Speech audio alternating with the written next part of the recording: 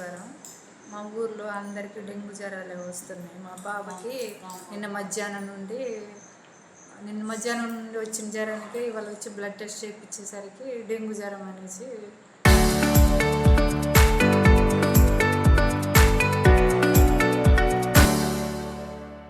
తేలింది. మా అల్లుడికి కూడా డెంగ్యూ జ్వరం మొన్న జ్వరం వస్తుంది అనేసి బ్లడ్ టెస్ట్ చేయించేసరికి నార్మల్ వచ్చింది. మళ్ళీ వాళ్ళు చేయిస్తే డెంగ్యూ అనే వచ్చింది ఆయనకు కూడా. అందరికీ డెంగ్యూ జ్వరాలే. ఉమ్మడివారం నుండి కోతులుగుట్ట హాస్పిటల్లో అందరూ ఇక్కడ జాయిన్ అవ్వారు. ఉమ్మడివారం నుండి ఒక 10 మంది దాకా 20 మంది దాకా ఉంటారు. పైన కింద వాళ్ళే ఉమ్మడివారం నుండి వచ్చిన వాళ్ళే ఉన్నారు. ఇంటికి 2-3 జ్వరాలే ఉమ్మడివారంలో. నిన్న కూడా మా ఊర్లో ఉమ్మడివారంలో క్యాంప్ కూడా పెట్టారు. అందరికి బాగానే చూశారు. వాళ్ళు కూడా వచ్చి కొంతమందికి ఏమో నార్మల్ వస్తుంది, కొంతమందికి ఏమో మలేరియా, టైఫాయిడ్, డెంగ్యూ అలాంటివి వస్తుంటే హాస్పిటల్లో జాయిన్ చేస్తున్నారు. బాగానే చూస్తున్నారు.